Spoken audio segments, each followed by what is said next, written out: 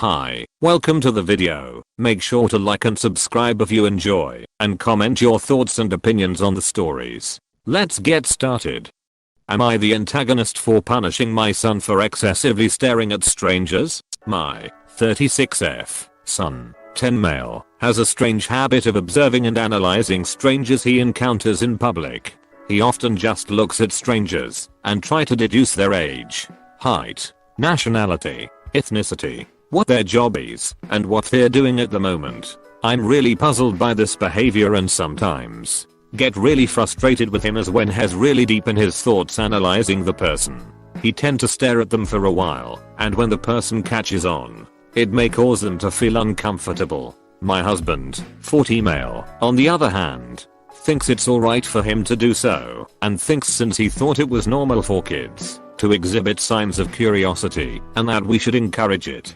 Today, when we were taking a plane from our vacation, my son did his usual habit with another teenage girl, seated at our row. My husband was unable to get a seat next to us when I wasn't looking. When I took notice of this, I could tell the girl was getting slightly uncomfortable with the excessive staring, so I decided enough was enough. After the plane landed, I took his wallet from him and took away part of his allowance and told him the next time I caught him staring at strangers excessively, I would be taking away part of his allowance in an attempt to try and fix this habit of his. My son and husband both thought this was unfair, but I really saw no other way to fix this habit of his. My husband claims I'm being unreasonable and this disciplinary action was not only too harsh, but just unnecessary. Am I the antagonist? Edit. I've seen people pointing out that I didn't correct him on the plane, but waited after the plane, and I apologize for not making that part clear, but I did. I just told him to stop staring since it's rude, and apologized to the girl for his staring. I waited after the plane landed to give him this punishment, since I didn't want to punish him in front of a stranger or someone he just made uncomfortable, since I thought that would be shaming him. Now for the top comments. Since this is a pattern, I would have him checked out by a professional. Edit. Grammar. Yup. Not so much about being an asshole, but more so working on this behavior and getting him to understand social norms and why it's not acceptable behavior. The husband sucks for encouraging it at the expense of other people though. Behavior solidified in childhood don't dissipate so easily. Op is kind of an asshole for the random punishment, especially taking money. Doesn't really teach him anything about why saying it's rude doesn't mean much to a 10-year-old. Especially if he wouldn't particularly care if he were to be stared at. He should for sure be evaluated. He's exhibiting behaviors that aren't necessarily harmful, but could inhibit his abilities to properly socialize later on. Info. Have you considered getting him checked out professionally? I'm on the spectrum, and I do this. But me being on the spectrum was missed entirely until just a few years ago, as I don't present typically and mask well. As an adult, I'm much better at not observing people so closely, but as a child, I would stare and work out where people were in correlation to me. Now I do it still, and it was heightened drastically when I got PTSD, but I do it discreetly and with the sole purpose of keeping my distance. I would suggest going down a route with specialists before punishing him for this behavior, as it might not be something he can help. Even if it comes out that specialists don't think there's anything going on, it's something that's incredibly important to rule out. Since you have talked to him many times, and he can respond only for an hour or so, you should be considering that it's something not under his control and get him evaluated. Am I the antagonist for not telling my boyfriend how much I make? I'm baffled by this situation. I'm 24. I finished college last year and have been working since then at my current job. I do not make a huge amount of money, but I can make enough to take care of myself and afford some nice things from time to time. My boyfriend is 29. He works in tech and he makes a lot more than me. I have never asked him. He volunteered this information many times. He told me that he was planning to propose soon, but he can't actually do it without knowing his stance on some important things about me. Those important things are my financial situation, how my family would react to his proposal, we come from different cultures, and whether we would move in together after we're engaged. Again, culture thing. We don't move in with boyfriends and girlfriends in my culture. I told him my financial situation. I don't have any debt and am in the process of saving up and building an emergency fund before I can think of what I'll do with my money. Not enough for him. He needs to know how much I make exactly. I don't want to tell him, but I gave him a range. Still not enough. He's so mad about it. He says finances are important for a couple and he needs to know I'm financially responsible. But if he needs a specific amount to know that, I say he doesn't actually know me and maybe he should use his critical thinking skills and look at all the time we spent together and conclude whether I'm actually responsible with my money or not. He accused me of not trusting him and hiding things. He told me he can't be around me RN and left. I'm actually baffled that it's creating such a fight. Am I wrong? I don't want to share that. Now for the top comments. Hi, I know you are getting some rough comments in this thread, so want to shed some perspective. I have been in your shoes. Coming from different cultural background, where certain subjects only come to light post-engagement or post-marriage. I'm a 1.5-gen immigrant in a relationship with a much less conservative partner. You are currently 24 and still learning your own footing in the world with your career, with your salary, with your role in this relationship. You have likely your whole life considered and set milestones of when things should be done at what point. And this comes from not having the availability to have those conversations with your parents. As per your taboo comments, I was also you at 24. With the same arbitrary lines. This is not about the salary, it is that you having grown up not being able to trust your parents with this information, because you will get unwarranted and unsolicited advice / concern / thoughts, and you have learned it is easier being independent in thought, so you can make those decisions without the burden of pleasing those conservative comments. You have also probably seen the same negative relationship with money between your parents as well, but that was teenage you. Adult you needs to understand and break those barriers. Now to the question.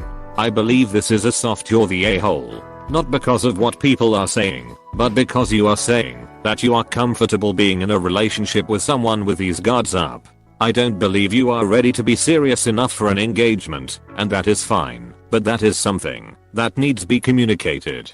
He shouldn't force you, because it's your own journey to take. But you should then also not have him on the hook either. If you aren't ready, the lines need to be broken, because not everything is black and white. In fact, the most successful relationships will always be built on a foundation of trust and honesty. It's not that you don't trust him to give him the salary, it is that you don't trust him to help support any serious decisions with you, and that is where you need your journey to go rather than arguing about this one thing.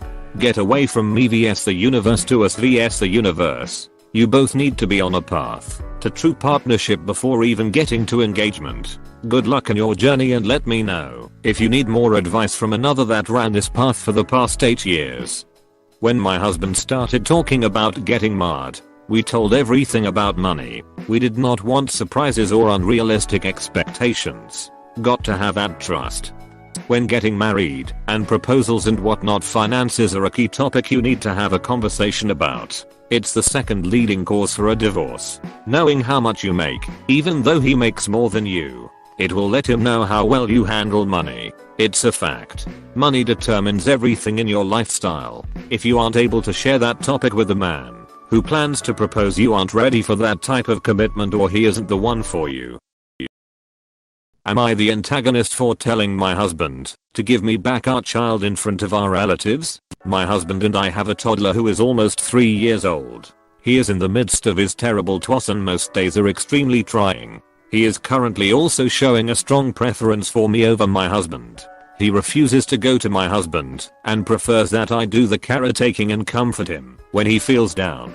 My husband is really down about this, and rightfully so. Yesterday we had a small family gathering that included extended family. Towards the later part of the gathering, my son started to get very cranky. My husband went to pick him up to calm him down, and my son started crying and screaming that he wanted me. My husband felt really upset about this and likely embarrassed because it was in front of others, so he kept trying to calm my son down. I offered to take my son and calm him down, but my husband refused, insisting he could do it on his own. 10 minutes on and the tantrum is just getting stronger. I felt really upset hearing him scream and cry and just told my husband to give him to me as he clearly needed my comfort. He reluctantly passed our son to me and he stopped crying. My husband was extremely upset with me when we got home and said that I made everything that much worse because now everyone knows my son doesn't want him. I feel really bad because I think I didn't put myself in his shoes to think how he would feel and only considered my son and wanted him to stop being upset. Am I the antagonist? Now for the top comments. As I can see, you did nothing wrong in here. No a-holes here. It is natural instinct of a parent to console the crying child. So, what both you and your husband did here was right. And he has all the right to be upset of the fact that his child does not feel comfortable with him. And note this, upset over the fact, not on you nor your child, but the situation. He will be the here if he projects that frustration on you or the child. Agreed. Can I just point out that the real here is the toddler. 2 is just the worst. Until you get to 3. Then you realize 2 was just a warm up. Please let your husband know that this behavior is very common. My niece went through a my mommy phase where she would try and stop my brother-in-law and sister-in-law from hugging or kissing. My daughter did a no daddy, just mommy thing. They're just exploring boundaries in relationships. How far can I push this person? Etc. It's hard on the moment when the tantrum is happening, your fight/flight response is in control, but try and find the humor as much as you can and know that it gets better. 4-year-olds are awesome. NTA. And I was in your husband's shoes once. I deployed when my daughter was a baby and I came back when she was a toddler. Hubs and kiddo were BFFs while I was away. He did a great job of reminding her who I was and I sent videos to her. But I got rejected when I came back. NGL. It was hard, even though we both expected it. We discovered that she really only rejected me when Hubs was around. To overcome it, Hubs would disappear when she was in a good mood and we would have a great time together. She gradually stopped rejecting me as we had more one-on-one time. That may be something you want to try.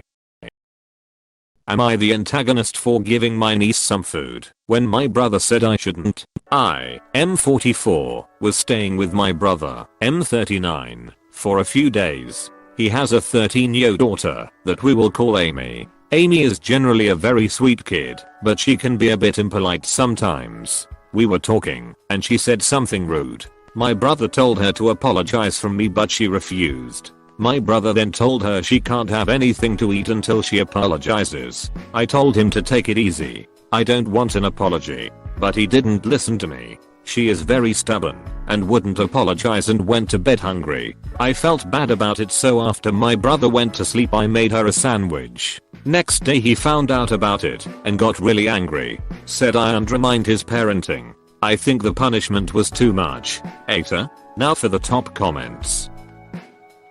Food is not a reward or punishment. My mother and stepfather did this to me for years. My stepfather and I didn't get along at all, so he would manufacture reasons to send me to bed without dinner, and since I wasn't allowed to take lunch to school, he didn't trust me to make my own sandwiches and couldn't be bothered to do it himself. The one bowl of cornflakes I ate in the morning was frequently all I ate the entire day. I left home at 14 and went into the foster care system. When I was checked out by a doctor for the first time, it was discovered that I was 30 pounds lighter than I should have been for my height and age, and borderline malnourished. It took me years to get past the eating issues I had, and I still struggle to maintain a decent weight. I've gone the other direction and gotten fat. Lol. As a parent and grandparent, I would never, and I do mean never, deprive them of food. There are other ways to punish children that get the point across without taking a necessity away from them. No one stood up for me. Thank you for standing up for her. NTA.